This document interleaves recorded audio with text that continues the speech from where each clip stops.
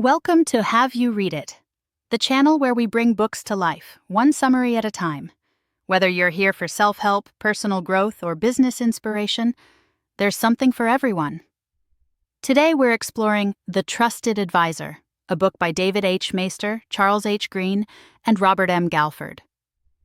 This book explores the dynamic of trust in professional services, providing a roadmap for anyone looking to build stronger, more fruitful client relationships. It's packed with actionable insights, making it a must-read for anyone in a client-facing role, or frankly, anyone who wants to improve their relationships. Let's kick things off by addressing the elephant in the room. What's in it for me? Why should I care about being a trusted advisor? The authors make a compelling case, outlining a plethora of benefits that come with increased client trust. Think about it. When your clients truly trust you, they're more likely to seek your advice, readily accept your recommendations, and loop you into those high-stakes strategic decisions. They'll treat you with respect, share valuable information, making your job easier and more effective, and even refer you to their network. They'll give you the benefit of the doubt, even forgive mistakes. Imagine clients who pay their bills without question, protect you when needed, and even warn you of potential pitfalls. That's the power of trust, and the Trusted Advisor shows you how to cultivate it. Now let's paint a picture of the ideal trusted advisor. What qualities do these individuals embody? They possess an almost uncanny ability to understand and connect with their clients, exhibiting consistent reliability. They offer fresh perspectives without being pushy, helping clients think things through while respecting their autonomy. Trusted advisors remain calm under pressure, offering reasoned arguments, not just conclusions. They're in it for the long haul, prioritizing the relationship over short-term gains. They challenge assumptions, make clients feel comfortable, and importantly, act like real people, not just someone in a role. They're honorable, insightful, and even have a sense of humor to diffuse tense situations. And yes, they're smart, often in ways we aren't. But what is a trusted advisor, really? The authors describe an evolution from vendor to trusted advisor. It's a journey, a progression through different levels of client interaction. We often start as vendors, performing specific tasks using our technical skills. As we grow, we become problem solvers, valuable resources, and finally, trusted advisors. This evolution isn't about abandoning technical skills. It's about integrating them with organizational and interpersonal prowess. The trusted advisor becomes the go-to person the confidant clients turn to in moments of crisis, change, triumph, or defeat. Think of Michael Jordan's agent, David Falk, who not only built Jordan's brand, but also understood his attitudes about money, even waiving fees without being asked. Or consider Warren Buffett's relationship with Charlie Munger, his trusted advisor and check on his ideas. This is the pinnacle of trust, a relationship with few boundaries, where personal and professional issues intertwine. So, how do we earn this coveted trust? The authors emphasize one key principle. Trust is earned, not demanded. It's not about saying, "Trust me." It's about showing, not telling. It's about demonstrating your worthiness through actions. The book shares a great example of a lawyer who won a client simply by providing helpful information up front, free of charge. Another example highlights a dentist who built trust by calling patients after procedures to check on their well-being. These seemingly small gestures, accumulated over time, speak volumes about your sincerity and care. Trust grows organically, not instantaneously. It's both rational and emotional, a two-way street involving perceived risk. And remember, trust is personal. We trust people, not institutions. Now let's talk about giving advice, a crucial skill for any advisor. The authors emphasize the emotional dimension of advice giving. It's not enough to be right, you have to be helpful. It's an emotional duet, not a solo performance. Think about it. Clients often hire professionals to deal with anxieties and uncertainties. They want reassurance, not more complications. So, how do we deliver advice effectively? The authors suggest adopting a mom or dad approach, treating clients with the same respect and sensitivity you would your parents. This involves diffusing defensiveness, choosing your words carefully, and focusing on a dialogue that helps them see things from a fresh perspective. It also means engaging in Socratic reasoning, asking questions that guide clients toward their own conclusions.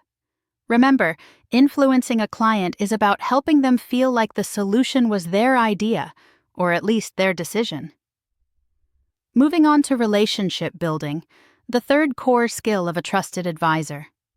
The authors draw parallels between business relationships and personal ones, particularly romantic relationships. Think about the principles you use to build strong personal connections: understanding, thoughtfulness, consideration, sensitivity, and support. These same principles apply in the professional realm. The authors outline some rules of romance for building strong client relationships. First, go first. Be willing to invest in the relationship, offering favors and demonstrating your commitment. Second, illustrate, don't tell. Don't just claim your expertise, demonstrate it through actions. Third, listen for what's different, not for what's familiar. Treat each client as a unique individual, not just a member of a category. Fourth, ensure your advice is sought, not imposed. Clients don't always want advice. Sometimes they just want a sympathetic ear. And finally, show genuine interest, offer sincere compliments, and express appreciation. Beyond skills, the authors also highlight the importance of mindsets. A successful trusted advisor cultivates certain attitudes that enable effective client interaction. Key among these is the ability to focus on the other person, putting the client's needs first. This requires self-confidence, ego strength, the ability to focus on the process, not on credit or blame, and a healthy dose of curiosity. It also involves embracing inclusive professionalism, recognizing the professionalism of others, and collaborating effectively. Now let's address a common question. Is building trust about technique, or does it require genuine care? The authors argue that it's a combination of both. While techniques can be helpful, they must be rooted in sincerity. Faking it won't work in the long run. The goal isn't to manipulate, but to genuinely connect with your clients. If you don't care, you'll likely be found out. So, the best approach is to cultivate both caring behaviors and the skills to express them effectively. To further understand trust, the authors introduce the trust equation: credibility plus reliability plus intimacy, divided by self-orientation. This simple formula highlights the 4 key components of trustworthiness. Credibility is your expertise and how you present it. Reliability is being dependable and consistent. Intimacy is the emotional closeness and open communication you share with your client. And self-orientation is, well, how much you focus on yourself versus your client. The lower your self-orientation, the higher the trust. The book also maps out a 5-stage trust development process: engage, listen, frame, envision, and commit. Each stage represents a crucial step in building a strong client relationship. Engagement is about capturing the client's attention and making them feel you're worth talking to. Listening involves truly understanding the client's perspective, both rational and emotional. Framing is about clarifying the issues, often revealing hidden emotional or political dimensions. Envisioning is about creating a shared vision of the desired future state. And commitment is about ensuring the client is ready and willing to do what it takes to achieve that vision. Now, despite the seemingly straightforward nature of these principles, building trust isn't always easy. The authors acknowledge the challenges, addressing common concerns such as personal risk, the difficulty of client focus, and the pressure to prioritize content expertise over relationship building. They emphasize the importance of emotional intelligence, managing your own emotions, and overcoming the fear of vulnerability. The authors also acknowledge that one size doesn't fit all when it comes to clients.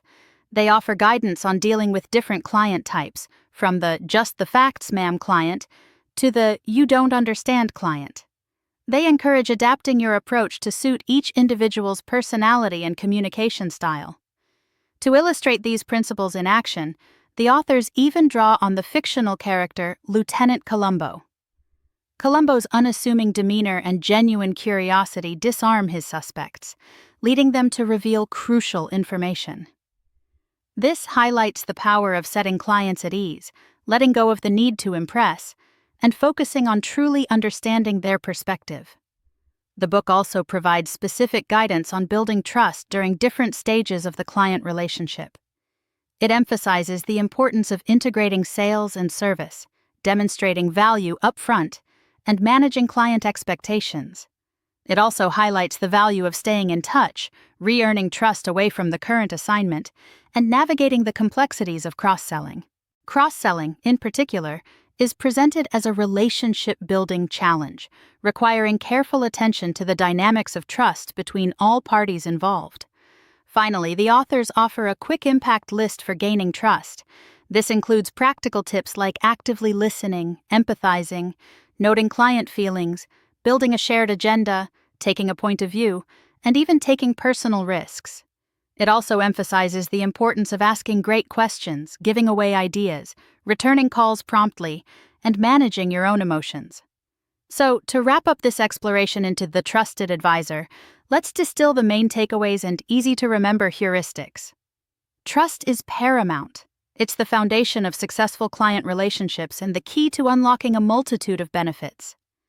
Focus on the client.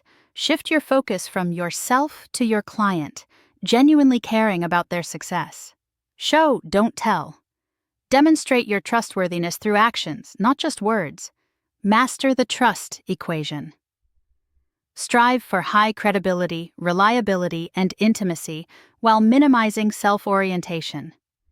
Embrace the 5 stages. Engage, listen, frame, envision, and commit to build trust systematically. Adapt your approach. Tailor your communication style to suit different client types. Be a Columbo. Set clients at ease, ask great questions, and focus on understanding their perspective. Invest in the relationship. Nurture relationships beyond the current assignment. Master the quick impact list. Employ practical tips to build trust quickly. These heuristics provide a solid foundation for becoming a trusted advisor. Remember, it's a journey, not a destination. Continuously cultivate these skills and mindsets, and you'll see a profound impact on your client relationships and your overall success. Thanks for watching. Have you read it? Make sure to give this video a thumbs up and hit that subscribe button so you never miss our next book exploration.